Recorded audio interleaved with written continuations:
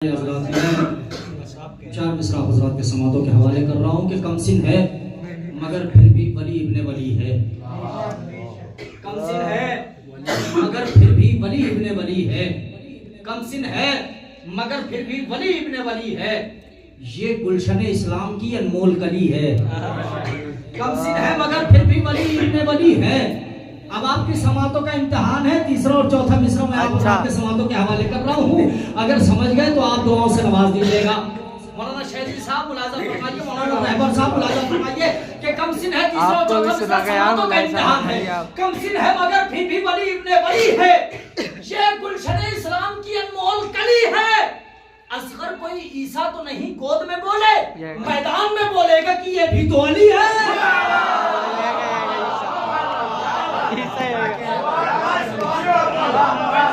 कोई ईसा तो नहीं गोद में बोले, असगर कोई ईसा तो नहीं गोद में बोले, मैदान में बोलेगा कि ये भी तो अली है। मैदान में बोलेगा कि ये भी तो अली है। आइए हज़रात, मैं इन्हीं अशार के शाया बड़े ही अदब व एहतराम से अंदर एक मायानाज़ खतीब हमारे दरमियान तशरीफ़ फरमा है, जिसको अभी तक हम लोगों ने नहीं सुना है। और एक ऐसा खतीब हमारे दरमियान मौजूद है और बिल्कुल माशाअल्लाह बेहतरीन शायर, बेहतरीन जाकिर, बेहतरीन अंदाज, बहुत मुश्किलों में आया शायरी और जाकिरी आप हज़रात ने तो शायरी तो आप हज़रात ने समात की है, पढ़ने का अंदाज समात किया है। आज ऐसा जाकिर आप हज़रात के समातों के हवाले है और मैं गुजारिश कर रहा हूँ बड़े ही अदब व एहतराम से खतीब अहले बैत, खतीब अहले बैत इज्जत माब आली जनाब मौलाना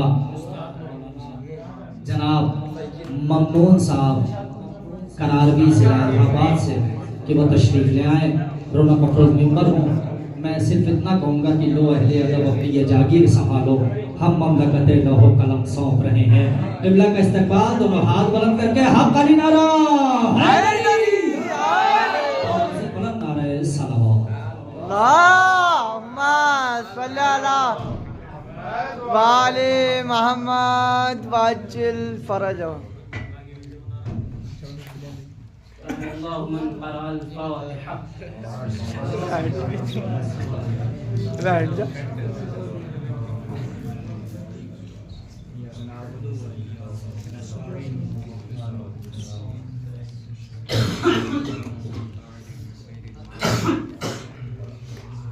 माशाअल्लाह ला हौला वला कुव्वता इल्ला बिल्लाहिल अलिय्यिल अज़ीम।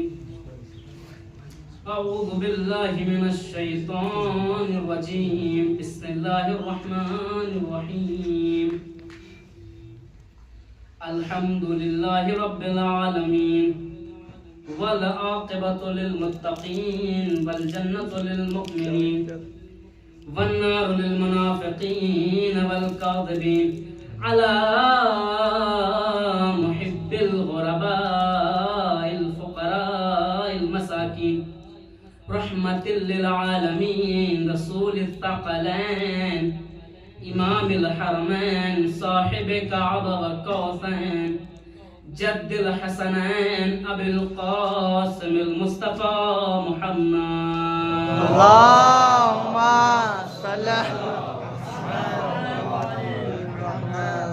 वाला अहल बैतिहि त्तय्यबीन अत्ताहिरीन अल-मासूमीन अल-मज़लूमीन अल-मुंतजबीन अल-मुंतखबीन वलअनतुल्लाहि अला अअदाइहिम अजमईन मिनल आन इला क़ियाम यौमिद्दीन। अम्मा बअदु फ़क़द क़ाल रसूलुल्लाह सल्लल्लाहु अलैहि वआलिहि वसल्लम बिस्मिल्लाहिर रहमानिर रहीम। मन माता वलम यअरिफ इमाम ज़मानिही मात मीततन जाहिलिया। क़ाल सादिक़ अलैहिस्सलातु वस्सलाम बिस्मिल्लाहिर रहमानिर रहीम। मन सल्ला अलैहि मर्रतन सल्लल्लाहु अलैहि अशर मर्रतिन मन सल्ला अलैहि अशर मर्रतिन सल्लल्लाहु अलैहि मिअत मर्रतिन मन सल्ला अलैहि मिअत मर्रतिन सल्लल्लाहु अलैहि अल्फ मर्रतिन मन सल्ला अलैहि अल्फ मर्रतिन सल्लल्लाहु अलैहि मा दाम हय्यन व यगफिर लहु दुनूबहु कुल्लहा फसल्लु अला मुहम्मदिन व आले मुहम्मद। अल्लाहुम्मा सल्ली अला मुहम्मद ले मोहम्मद वाजिल फरजहु। हाज़रीन फर्श अज़ा, दोस्तानी अजीज तलबा किराम, सच्चे खुदा के भेजे हुए सच्चे नबी के छठे सच्चे जानशीन ने फरमाया कि मन सल्ला अलैया मर्रतन सल्लल्लाहु अलैहि अशर मर्रतिन। रसूल फरमा रहे हैं, चूंकि जनाब मौला सादिक अलैहिस्सलाम से इन्होंने नकल किया है कि सच्चे खुदा के भेजे हुए सच्चे नबी के छठे सच्चे जानशीन ने फरमाया कि मन सल्ला अलैहि मर्रतन सल्लल्लाहु अलैहि अशर मर्रतिन, कि जो शख्स हम अहले बैत के ऊपर एक मर्तबा सलवात पढ़ता है तो अल्लाह उस सलवात पढ़ने वाले पर 10 मर्तबा सलवात पढ़ता है।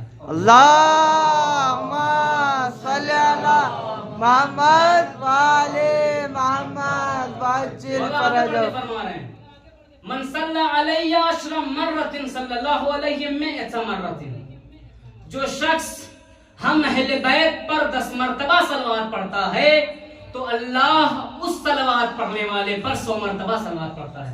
अल्लाहुम्मा सल्ली अला मुहम्मद वाले मोहम्मद। हुजूर और आगे बढ़ के फरमा रहे हैं, जो शख्स हम पर मन सल्ला अलैहि मिअत मर्रतिन सल्लल्लाहु अलैहि अल्फ मर्रतिन, जो शख्स हम पर 100 मर्तबा सलवात पढ़ता है तो अल्लाह उस सलवात पढ़ने वाले पर 1000 मर्तबा सलवात पढ़ता है। अल्लाहुम्मा सल्ली अला मुहम्मद वाले मोहम्मद। फरमा रहे मन सल्ला अलैहि अल्फ मर्रतिन सल्लल्लाहु अलैहि मा दाम हय्यन व यगफिर लहु दुनूबहु कुल्लहा फसल्लु अला मुहम्मदिन व आले मुहम्मद। हुजूर ने फरमाया कि जो शख्स हम पर 1000 मर्तबा सलवात पढ़ता है तो अल्लाह उस सलवात पढ़ने वाले पर उस वक्त तक सलवात पढ़ता है जब तक वो रूए जमीन पर जिंदा रहता है। अल्लाहुम्मा सल्ली अला मुहम्मद वाले मोहम्मद। जब तक वो रूए जमीन पर जिंदा रहता है अल्लाह उस सलवात पढ़ने वाले पर सलवात पढ़ता रहता है। मैं इसीलिए अक्सर कोशिश करता हूँ कि अपनी मजलिस का आगाज इन हस्तियों पर सलवात से करूं कि जिन हस्तियों पर सलवात पढ़े बगैर नमाज पढ़ना आदत है, इबादत नहीं।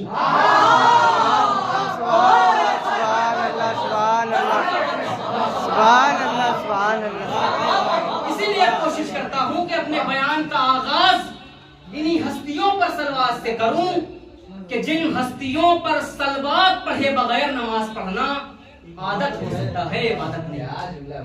मैं इसी के तोफ़ाइल में बड़े ही इज्जत से और इल्तिमास करता हूं कि एक मर्तबा सूरह हम्द बशमूल इन सलवात, एक मर्तबा सूरह हम्द और 3 मर्तबा सूरह तौहीद की तिलावत फरमाकर मौलाना इरशाद साहब के वालिद मुहर्रम के लिए सूरह फातिहा पढ़ें।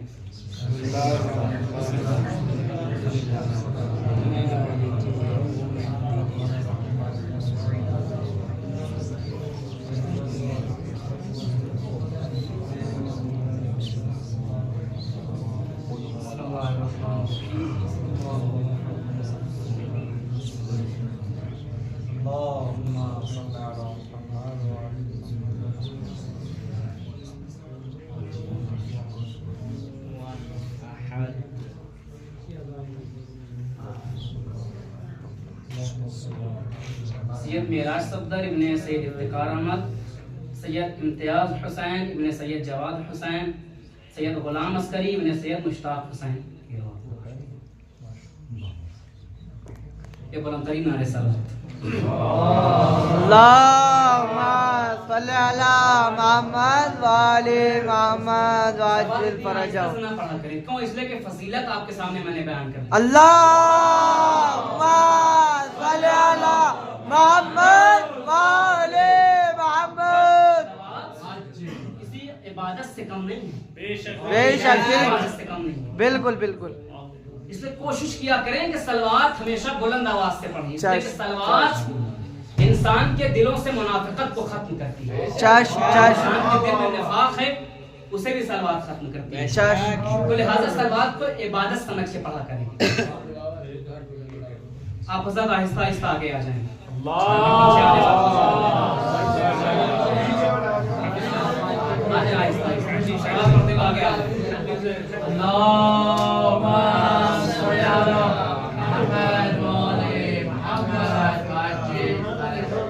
देखिए ये फर्श अज़ा है, चूंकि इस सारे सवाब की मजलिस से जुमला हदिया करके अपने बात की तरफ आऊं और अपनी बात को आगे बिल्कुल बढ़ाऊं। बिल्कुल। ये फर्श अज़ा है, याद रखिएगा। फर्श अज़ा पर फर्श अज़ा को फॉर्मेलिटी समझ के मत आइए। वाह।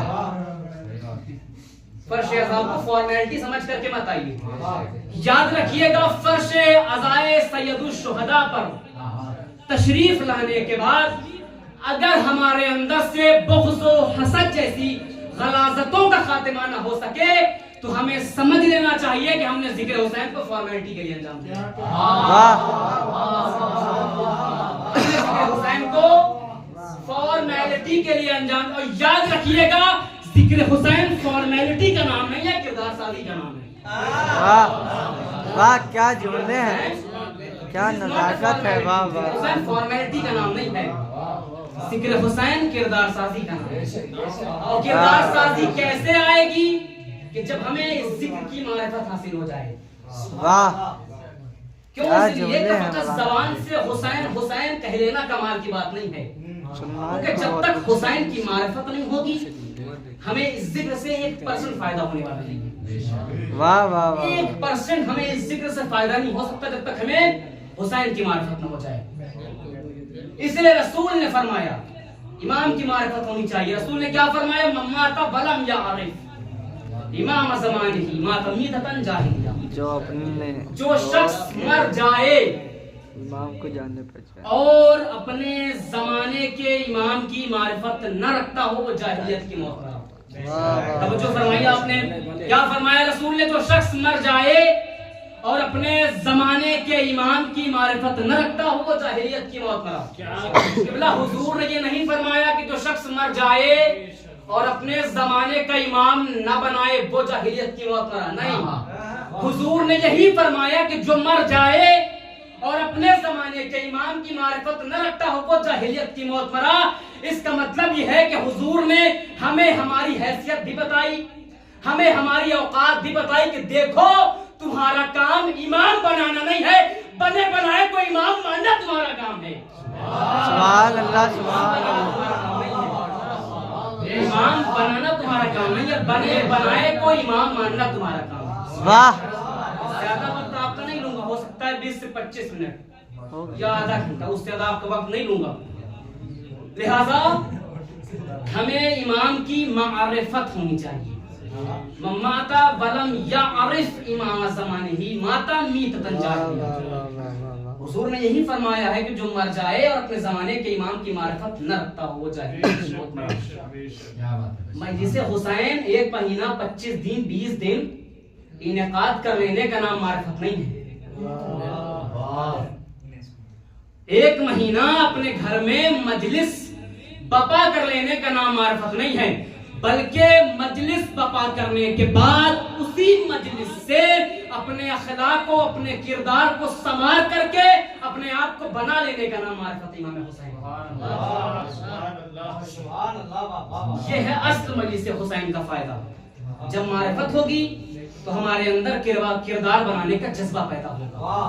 अगर मारिफत नहीं है तो हमारा हर एक काम बेफैज, बेफायदा और फजूल है। मारिफत बहुत ही अहम चीज का नाम है। एक जुमला कहूं कि मारिफत, अच्छा हम हर वक्त ये कहते रहते हैं, हम हर वक्त ये कहते हम मोती अहले बैत हैं।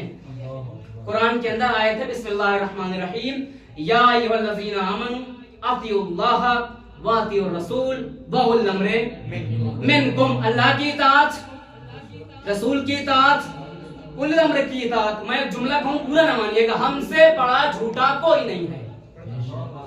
वाकई हमसे बड़ा झूठा हम क्या कह रहे हैं कि हम मुतिये अहले बैत हैं, हम मुतिये रसूल हैं, हम मुतिये उलिल अम्र हैं, मगर इन सब के होने के बावजूद भी हमारा किरदार अच्छा नहीं। हमारे जबान से गालियां हैं, गालियां हमारे जबानों पर रखी हुई हैं, हमारा किरदार अच्छा नहीं है, हमारे अंदर से बदकिरदारियां खत्म होने का नाम नहीं ले रही हैं, हमारे अंदर बड़ों का एहतराम बाकी नहीं रह गया, हम छोटों को अपने से हकीर समझ रहे हैं, छोटों का इज्जत करना हमारे अंदर। वाह वाह वाह वाह ये बात याद रखिएगा, जब तक माशरे के अंदर कोई इंसान बड़ा उसी वक्त तक है कि जब तक छोटों का वजूद नहीं है। आप दीवार में एक लाइन खींचे, लाइन खींच दीजिए, वही लाइन छोटी भी है, वही लाइन बड़ी भी है, लेकिन अगर उसी के मुकाबले में आप छोटी लाइन खींच दें तब बड़ों का वजूद पैदा होता है। क्यों? इसलिए कि जब तक कोई तकाबुल ना आ जाए आप मुकाबला नहीं कर सकते, आप मुकाबला नहीं कर सकते। तो लिहाजा कोई अपने आप को बड़ा समझने की कोशिश ना करे। क्यों? इसलिए कि जब तक माशरे में छोटे का वजूद नहीं है बड़ों का वजूद हो ही नहीं सकता। अगर बड़े अपने आप को बड़ा समझते हैं तो इसका मतलब यह है कि छोटे जो हैं जो उन्हें बड़ा कहने का शरफ दे रहे हैं। तो लिहाजा मारिफत होनी चाहिए। इताअत डिपेंड है मारिफत के ऊपर, इताअत डिपेंड है मारिफत के ऊपर। अगर किसी इंसान के अंदर मारिफत अहले बैत नहीं है तो वो कुछ भी हो सकता है मगर मोती अहले बैत नहीं हो सकता। कुछ भी हो सकता है, मोती अहले बैत नहीं हो सकता।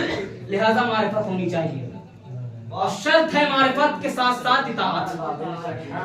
अगर मारिफत के साथ सात इताअत है तो हमारी मजलिसें भी कबूल है, हमारे अमाल भी कबूल है। लेकिन अगर मारिफत नहीं है, फकत हम झूठी जबान झूठी दावेदारी किए जा रहे हैं कि हम मोती अहले बैत, मोती रसूल, मोती उलिल अम्र, तो ये सबसे सिर्फ और सिर्फ जो है दावेदारी है और झूठी बातें हैं। जहां तक सिर्फ कहने की हद तक हम इसको महदूद रख सकते हैं। तो लिहाजा मारिफत बहुत ही अहम चीज का नाम है, हमारे अंदर मारिफत होनी चाहिए। अल इमामत, अच्छा मारिफत हमें हासिल करनी है इमाम की। मैं चूंकि मौलाना इरशाद ने कहा है कि आप उन्वान बरज़ख रखिएगा, क्योंकि ये महीना इतना ही पुरबरकत है, बाफजीलत है कि कभी नकी आ रहे हैं, कभी बाकिर आ रहे हैं, कभी अली आ रहे हैं। अगर इमामत की गुफ्तगू इसमें न होगी तो फिर किस महीने में की जाएगी? तो लिहाजा थोड़ी सी गुफ्तगू इमामत के ऊपर रखते हुए बरज़ख, उस पर इंशाल्लाह मस्जिद तमाम हो जाएगी इंशाल्लाह। क्या कहा रसूल ने? जो शख्स मर जाए और अपने जमाने के इमाम की मारिफत न रखता हो वो जाहिलियत की मौत मरा। वो जाहिलियत। भाई इमाम होता कौन है? ख्वाजा नसीरुद्दीन तूसी अलैहि रहमा, किताब का नाम तलखीसुल मुहस्सल, इल्म कलाम के बहुत ही माहिर, बहुत बड़े इल्म कलाम के माहिर ख्वाजा नसीरुद्दीन तूसी अलैहि रहमा अपनी किताब तलखीसुल मुहस्सल में ये फरमा रहे हैं कि जो इंसान चाहता है कि इमामत के सिलसिले में गुफ्तगू करे तो उसे 5 रुकन से गुजरना पड़ेगा।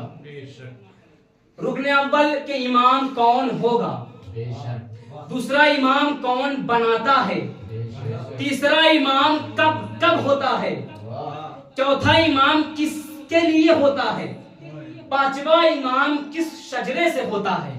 ये 5 रुकन वो बयान कर रहे हैं। वो कह रहे हैं कि कोई भी चाहता है कि इमामत के सिलसिले में गुफ्तगू करे तो वो 5 रुकन से उसे इस्तिफादा करना ही पड़ेगा, उसे 5 रुकन से होकर के गुजरना पड़ेगा। आगे आइए, अल्लामा हिल्ली किताब खिसाल में इमामत की तारीफ में फरमा रहे हैं, अल इमामतु रियासतुन आमतुन फी उमूरिद्दीन व दुनिया निजाबतन अनिन नबी।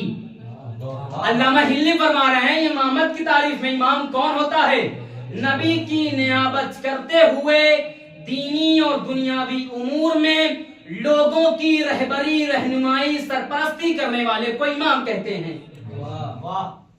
ये इमामत की तारीफ अल्लामा हिल्ली फरमा रहे हैं, यानी इमाम को हिदायत करनी है दुनियावी उमूर में भी, उखरवी उमूर में भी, दीनी उमूर में भी, दुनियावी उमूर में भी। इमाम को क्या करनी है? रहबरी, रहनुमाई, सरपरस्ती।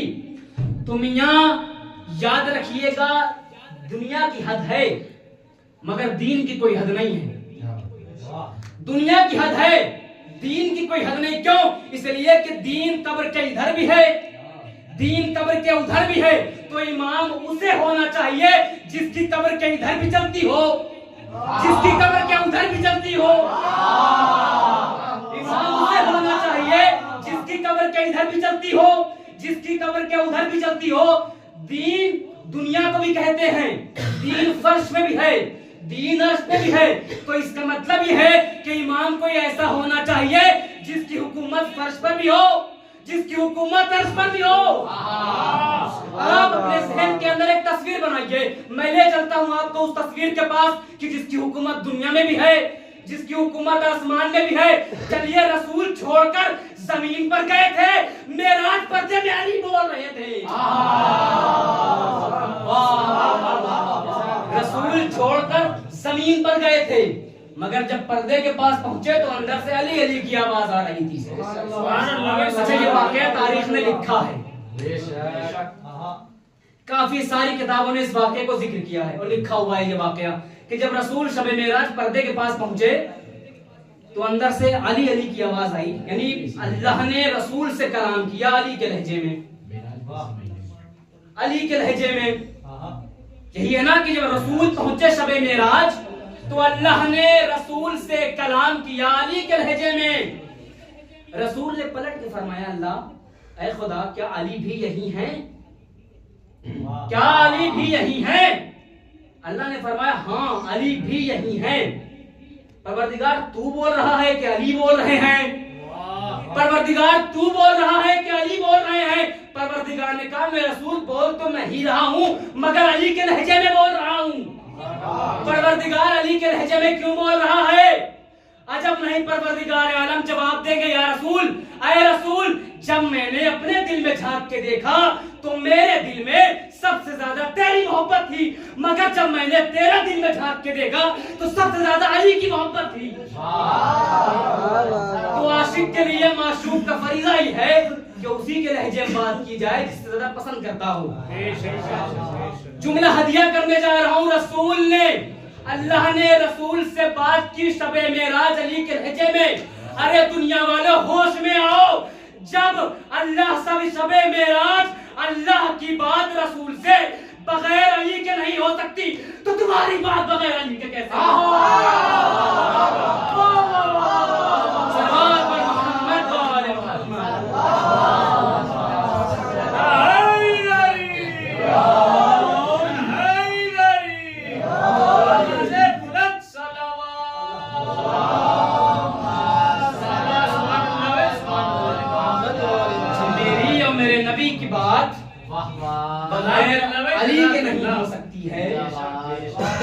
तो दुनिया वालों, तुम्हारी बात बगैर अली के कैसे बन जाती है? तो लिहाजा मारिफत बहुत ही अहम चीज का नाम है। जब हमें मारिफत हासिल हो जाएगी तो हम तमाम तर गुनाहों से भी परहेज करने लगेंगे। देखिए, ये सब बातें जो होती है ना, वो किसी बुजुर्ग जो आलिम दीन हो उनके मुंह से ज्यादा अच्छी लगती है। तो ये हकीकत बात कह रहा हूँ। मैंने ये बात हाफिज साहब से भी कही थी कि कुछ बातें ऐसी हैं कि जिन बातों में वज़न होता है, बेशक, और उस वज़न के लिए उम्र दरकार है। अभी हम मिसाल के तौर पर, चूंकि हम तालिबे इल्म हैं, हमारे लिए इतनी जसारत नहीं, हम चूंकि तबलीग करने के लिए जाते हैं, हमें जुमला कहना चाहिए ताकि लोग इससे आशना हो जाएं, ठीक है। लिहाजा हमारे लिए अभी एक मरहला वो नहीं है कि हम वहां पर जाकर के इस तरीके से तबलीग करने लगे। लेकिन चूंकि फरमाइश है और बिलखुसूस ताकीद की गई है, चूंकि मौलाना अरमान साहब जैसा कहा कि मैंने मजलिस तक यहाँ पढ़ी नहीं है, चूंकि मैं खुद डरता ये हूँ और इस बात एहसास कमतरी के शिकार बाज़ औक़ात हो जाता हूँ। हकीकत कह रहा हूँ, चूंकि मौलाना अरमान साहब, मौलाना रहबर, मौलाना फरमान और बिलखुसूस हमारे मौलाना ताहिर साहब के सामने खिताब करना कोई छोटी बात नहीं है। हकीकत बात है, कोई छोटी बात नहीं है। इन लोगों का शुमार बड़े खुतबा में होता है। मैं अपने आप को वाकई एक हकीर समझता हूँ, मैं कुछ नहीं हूँ, सिर्फ खुदा ने हो सकता है थोड़ा बहुत बोलने का सलीका दे दिया है, बड़े खतीब को फरामोश कर दिया। सलावत पढ़े मोहम्मद वाले मोहम्मद।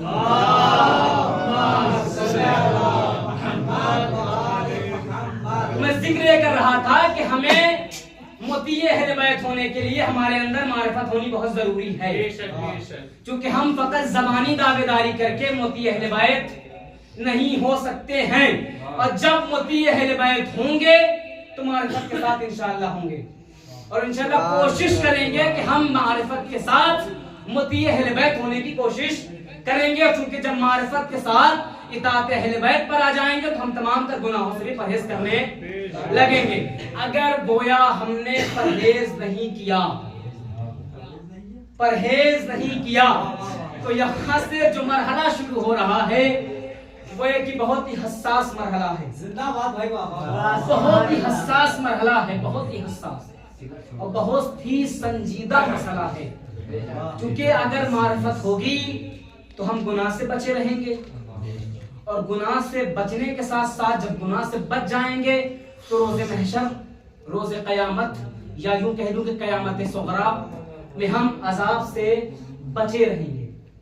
वो क़यामत सुग़रा क्या है, मैं इसी के ज़हन में अपने मौजू पर आया हूँ। 5-10 मिनट इस पर गुफ्तगू इंशाअल्लाह मजलिस खत्म हो जाएगी।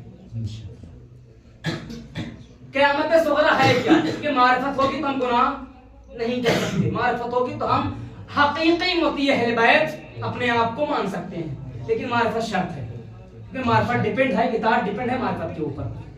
क़यामत सुग़रा क्या है? इंसान मर जाता है ना, इसाले सवाब की वजह से इंसान मरने के बाद कहाँ जाता है? कब्र में, वही उसकी जगह है। क्योंकि इंसान यहाँ पर हमेशा रहने के लिए यहाँ पर नहीं आया, चंद सालों की जिंदगी गुजारने के लिए यहाँ पर सिर्फ परवरदिगार आलम ने भेजा। और किस लिए भेजा है? अब दुनिया मज़राउल आखिरा, ताकि हम यहाँ पर आकर के कुछ बोएं, खेती करें। जब हम खेती करेंगे और जो बोएंगे तो इंशाअल्लाह आखिरत में जो बोएंगे वही काटेंगे। जैसा हम यहाँ पर बोएंगे, जो खेत जो हम मसलन में गेहूं बोए है यहाँ पर, तो वही वहां काटेंगे।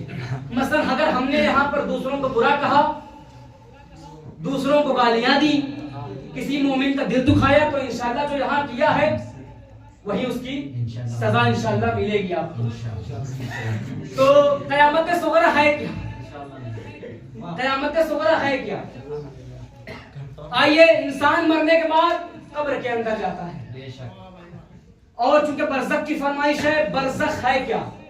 बरज़ख कोई ऐसी जगह नहीं है कि कोई स्पेशल बना दी गई हो कि परवरदिगार ने कहा कि ऐसा नहीं, ये बरज़ख है। नहीं, कोई स्पेशल जगह का नाम बरज़ख नहीं है। बरज़ख खुद आपकी कब्र है, खुद आपकी कब्र है। पहले बरज़ख की तारीफ करें। इमाम सादिक़ अलैहिस्सलातु वस्सलाम फरमाते हैं,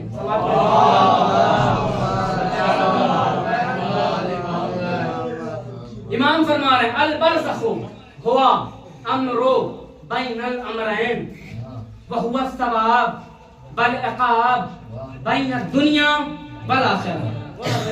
इमाम सादिक़ बरज़ख की तारीफ में फरमा रहे हैं, मफ़हूमी तर्जुमा सुनिए, दो चीजों के दरमियान हाइल हो जाने वाली चीज का नाम बरज़ख है। बरज़ख है क्या है? बरज़ख हुवा सवाब वल इक़ाब बैन दुनिया वल आखिरह। और यही कब्र एक ऐसी जगह है कि जहां पर हमारा सवाब भी होगा, यानी हमें वहां पर सवाब भी मिलेगा और हमें अजाब भी मिलेगा। मैंने एक जगह पढ़ा, जब मैं इस पे तहकीक कर रहा था, तो मैंने क्या पढ़ा थे, लिखा हुआ था कि बरज़ख के अंदर 3 परवरदिगार ने तबका बंदी कर रखी है। क्या तबका बंदी? 3 फ्लोर, इंग्लिश की जबान में 3 फ्लोर बना रखे परवरदिगार आलम ने। 3 फ्लोर, 3 तबके वहां पर परवरदिगार ने बना रखे हैं। पहले तबके पर क्या है? कौन लोग रहेंगे? वो लोग रहेंगे कि या अय्युहल्लज़ीना आमनू आमिनू, आमनू आमिनू, यानी परवरदिगार नहीं करा कि ईमान लाने वालों, ईमान लाने वालों कि जो ईमान ला चुके हो। आमनू आमिनू, पहले तबके पर जो ईमान कामिल के साथ साथ खुदा पर तवक्कुल रखते हुए इस दुनिया में जिंदगी गुजारी और अब दुनिया मज़राउल आखिरह के इस जुमरे में आकर के अपने अमाल को अंजाम दिया, यहाँ पर दुनिया में अमल अंजाम दिए, वो पहले तबके में आएंगे। बरज़ख की मंजिल बयान कर रहा हूँ खिदमत में। दूसरा तबका, जो बाज़ औक़ात ऐसा होता है कि मुसीबत पड़ने पर खुदा से ये कह देते हैं कि खुदा क्या हम ही दिखे थे? क्या हम ही दिखे थे कि हमें ही तो हमारे ऊपर तूने अजाब नाजिल कर दिया। यह है दूसरा तबका। तीसरा तबका कि जिन्होंने दुनिया में रहकर बहुत गुनाह किए, किसी का दिल दुखाया, बहनों का हक नहीं दिया, बड़ों का एहतराम नहीं किया, वालिदैन की इज्जत नहीं की, दूसरों का हक छीन के खा लिया, दूसरों को दुश्मनाम किया, दूसरों को फहुश कहा, गालियां दी, इस तरीके से, तो यह आखिरी तबका होगा उन लोगों के लिए। और खुद मासूमीन से हदीस है कि जो इंसान किसी दूसरे को कोई फहुश कहता है, कोई गालियां देता है, तो परवरदिगार आलम उसकी कब्र में एक बिच्छू नहीं बल्कि बिच्छू नाजिल करता है, भेजता है, और आकर के उसको 60,000 फीट नीचे उसे दबाता चला जाता है। यह है बरज़ख, मंजिल बरज़ख। बरज़ख कोई अलग सी जगह का नाम नहीं, आलम बरज़ख को आलम कब्र, आलम अरवाह, ये दो नाम से ताबीर किया गया है। कब्र ही हमारी बरज़ख है। ये तीसरा मरहला है। अच्छा, चूंकि हमारे अंदर ये सलाहियत नहीं है कि हम चूंकि मैंने पहले भी कहा था कि हम सिर्फ ज़बानी दावेदारी है, हमारे अंदर क्या होती है, अहले बैत है। अगर मारिफत होती तो हम इन तमाम तर चीजों से परहेज करते। हकीकत बात बयान कर रहा हूँ अपनी खिदमत में, ना कि आपको नहीं कह रहा हूँ, बिल्कुल अपने लिए पढ़ रहा हूँ। पहले अपने आप को कह रहा हूँ, उसके बाद आपके लिए कहूँगा। क्योंकि कोई भी बात उस वक्त तक काबिल कबूल नहीं हो सकती है कि जब तक इंसान खुद उस पर अमल पैरा न हो जाए। सुभान अल्लाह, सुभान अल्लाह। पहले इंसान को चाहिए कि खुद उस पर अमल करे, उसके बाद दूसरों को नसीहत करे। इसलिए पहले अपने लिए पढ़ रहा हूँ, उसके बाद आप अपने लिए जो है इस बात को समझिएगा। यह है तीसरी मंजिल कि जहां पर गुनाहगारों को रखा जाएगा। और कैसे कैसे गुनहगार, दो कौल बयान कर रहा हूं, कैसे कैसे गुनहगार। जब आप जाएंगे बरज़ख के अंदर तो देखेंगे कि कुछ इंसान ऐसे भी होंगे कि जिनके सरों को फरिश्ते काट रहे होंगे फिर जोड़ेंगे, काट रहे होंगे फिर जोड़ेंगे। पूछने वाले ने पूछा ऐसा क्यों है, तो जवाब परवरदिगार ने जवाब दिया, फरिश्तों ने बयान किया है कि ये इस वजह से है कि कुछ लोग नमाज सुबह में सर को न उठा सके, इसलिए अल्लाह ने इनके सरों को काटा फिर जोड़ा, काटा फिर जोड़ा, काटा फिर जोड़ा। कुछ लोग ऐसे होते हैं कि सुबह को बेदार तो होते हैं मगर अजान सुन के सो जाते हैं।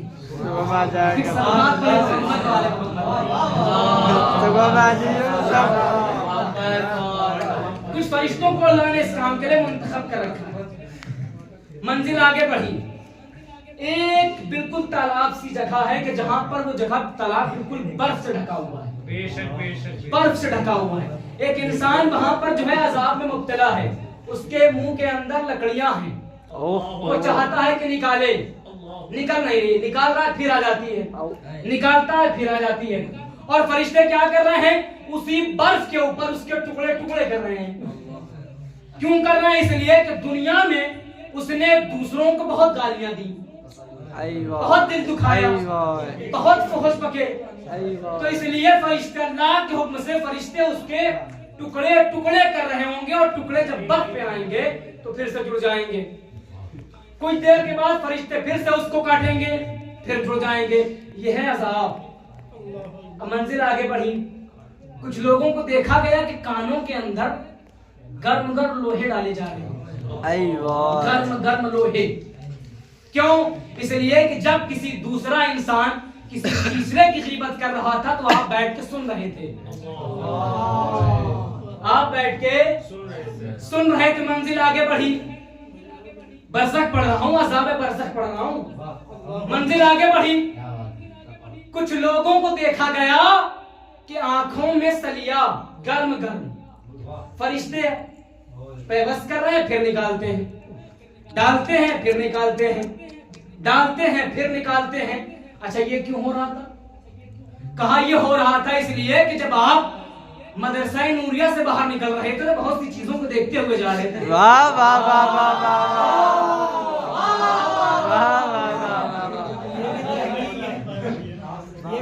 जब मदरसा नूरिया से निकल रहे थे तो बहुत सी चीजों को आपने देखा कि जो देखने के लायक भी नहीं थी। ये उसी का अज़ाब है कि जो आप आज आलम बरज़ख के अंदर झेल रहे हैं।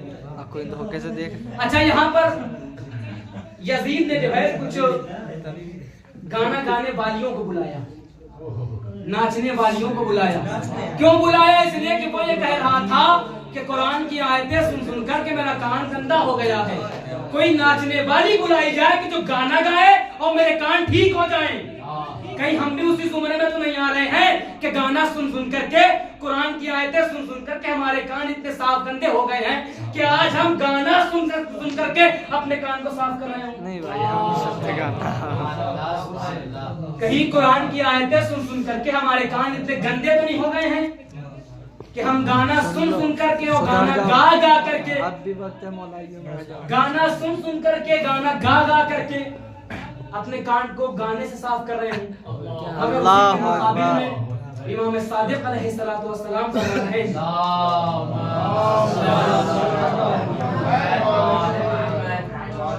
इमाम फरमाते हैं हमारा चाहने वाला मरने के बाद आलम बरज़ख में होगा तो वो गुनाह हमें मुब्तला होगा। क्यों? इसलिए कि हम पहले उसके लिए हमने ये कह रखा है कि जब हमारा चाहने वाला कोई आए और उसने उसका कान गलत चीजें सुन सुन करके गंदा हो गया हो तो पहले उसके कान को पाक करना, फिर उसके बाद उसको जन्नत में दाखिल करना। यहाँ पर दो कौल मुतज़ाद हैं, एक यजीद का, एक इमाम का। एक कह रहा है कि कुरान की आयतें सुन सुन करके मेरे कान गंदे हो गए हैं, गाना सुनाओ ताकि मेरा कान साफ हो जाए। मौला फरमा रहे हैं कि बहुत गाने सुने हैं तुमने दुनिया में, बहुत गीबतें सुनी है तुमने दुनिया में, तो लिहाजा पहले इन चीजों को पाक किया जाए। ये बात कंफर्म है कि शियाने अहले बैत जन्नत में जाएंगे, इससे इनकार नहीं है। मगर जिस अजाब से हमें गुजरना है ना, उसके लिए हम क्या कर रहे हैं? हम क्या कर रहे हैं उसके लिए? क्या कहा बरज़ख क्या है? अल बरज़ख तो हुआ अम्र बैनल अमरैन, तो हुआ सवाब वल इक़ाब बैन दुनिया वल, दुनिया और आखिरत के दरमियान जो चीज है उसी का नाम बरज़ख है। अमा कुछ लोग इतने कमजोर हो गए हैं, याद रखिएगा जुमला कह रहा हूं, कुछ लोग इतने कमजोर हो गए हैं दुनिया पाने के चक्कर में दुनिया से दिल लगा बैठे हैं। अमा उससे दिल क्या लगाना कि जो अली की तलाश याफ्ता हो। जुमले को बदल के यूं कह दूं, मियां अपनी कमजोरियत को खत्म करिए, अली की तलाश याफ्ता से इश्क मत लड़ाइए। अली की तलाश याफ्ता से इश्क मत लड़ाइए, अली की तलाश याफ्ता से इश्क मत लड़ाइए दुनिया पाने के चक्कर में। इसलिए कि अगर आपने दुनिया पाने के चक्कर में अली की तलाश याफ्ता से इश्क लड़ा लिया तो बैन दुनिया वाला यही वो जगह है कि जहां पर आप जो है इंशाअल्लाह सारे हिसाब किताब देते हुए आप दिखाई देंगे। तो लिहाजा मारिफत बहुत ही अहम चीज का नाम है। सुभान अल्लाह, सुभान डिपेंड है मारिफत के ऊपर। सलाम। अगर हम चाहते वाकईन ये चाहते हैं कि मुत्ती अहले बैत हो जाएं तो उसके लिए शर्त है कि मारिफत होनी चाहिए। वाह वाह वाह वाह। बगैर मारिफत के कोई भी चीज काबिल कबूल नहीं हो सकती। इसलिए कि फकत जिक्र हुसैन करते रहना, हुसैन हुसैन करके सीना पीटते रहना, या मजलिस हुसैन 1 महीना 2 महीना 8 दिन बर्पा करते रहना और बर्पा करने के बाद जैसे ही 2 महीना 8 दिन खत्म हुआ, 2 महीना 9 दिन के बाद हम फिर उसी रविश पर अमल कर रहे हैं। नहीं, अगर हमने वाकईन मारिफत हासिल की है इस 2 महीना 8 दिन में माह अज़ा में, या हम जब भी मजलिस हुसैन बर्पा करें, हमें इस चूंकि हम मानते हैं ना कि फर्श अज़ा यूनिवर्सिटी है, दरसगाह है, बस शबे जुमा है, याद रखिएगा, शबे मग़फ़िरत है, शबे क़बूलियत दुआ है। हफ्ते में 2 दिन हमारे अमाल इमाम की खिदमत में पेश होते हैं और इमाम हमारे अमाल देख करके खून के आंसू रो रहे होते हैं। क्या हमारे अंदर इतनी भी ज़रफ़ियत नहीं है कि हम इस बात पे गौर करें कि हमारा वक्त का इमाम हमारे गुनाहों को देख करके खून के आंसू रो रहा है? हम किस रुख पे जा रहे हैं, कहाँ जा रहे हैं? सिर्फ एक रिवायत पढ़ूंगा 2 मिनट या 3 मिनट, क्योंकि फ़ज़ाइल अहले बैत हो चुका है। मैं चाहता ये हूँ कि हक़ गिरिया भी अदा हो जाए। सिर्फ एक रिवायत छोटी सी पढ़ूंगा। किताब का नाम मुलाकात इमाम, इसके राइटर सैयद मोहम्मद अमरोहवी, मुलाकात इमाम किताब का नाम है। सैयद बहरुल उलूम बहुत बड़े मुजतहिद गुजरे हैं। हर शबे जुमा कब्र हुसैन पर मजलिस पढ़ा करते थे। हर शबे जुमा, एक शबे जुमा सैयद मेहदी कब्र हुसैन पर मजलिस पढ़ रहे थे, सैयद मेहदी बहरुल उलूम। जब मजलिस मसाइब पर पहुंची तो कब्र हुसैन का मुजाविर सैयद मेहदी के पास आया और आने के बाद ये कह रहा, सैयद मेहदी मसाइब को खत्म कर दो।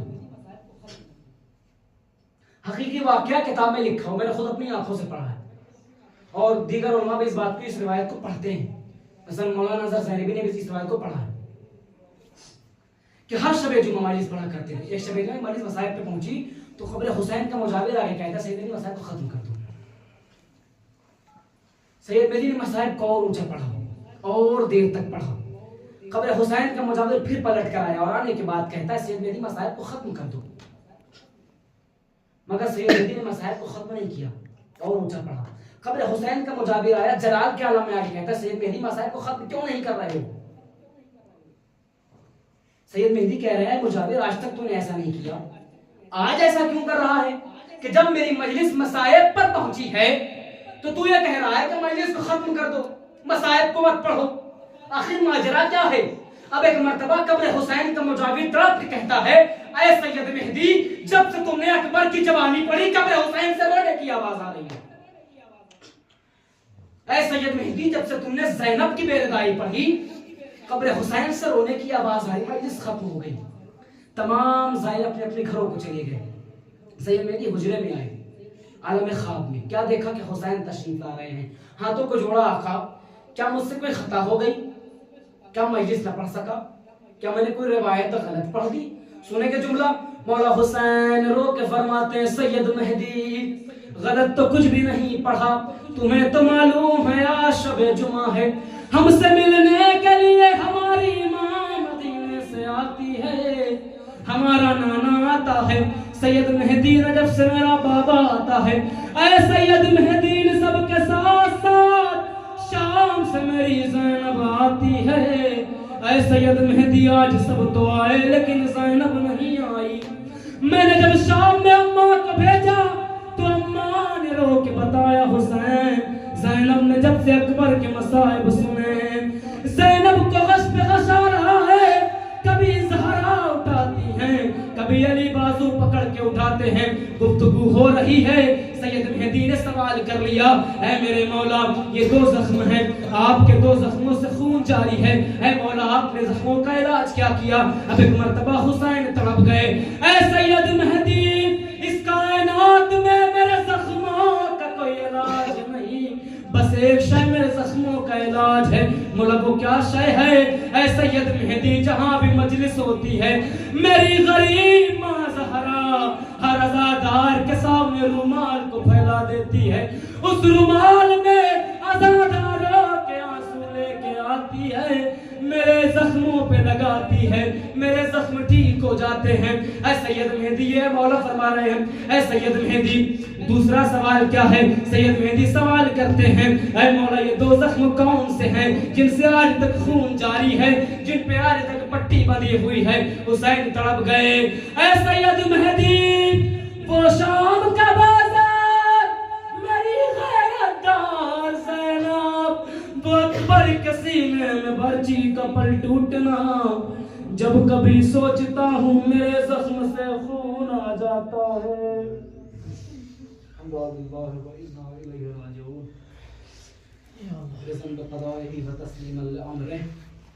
खुदाया हमारी इस मुख्तसर सी इबादत को कबूल फरमा। परवरदिगार तुझे मोहम्मद और आले मोहम्मद का वास्ता हमारे तमाम गुनाहाने सगीरा व कबीरा को माफ़ फरमा। परवरदिगार तुझे अहले बैत का वास्ता इस फर्शेज़ा पे जितने भी हाज़रीन मौजूद हैं उनकी तमाम दिली और जायज़ हाजात को कबूल फरमा, पूरा फरमा। परवरदिगार आलम तुझे मोहम्मद और आले मोहम्मद का वास्ता जो मक़रूज़ हैं उनके फ़र्ज़ों को अदा फरमा। परवरदिगार जो बीमार हैं उन्हें शिफाए कामिल व आजिल इनायत फरमा।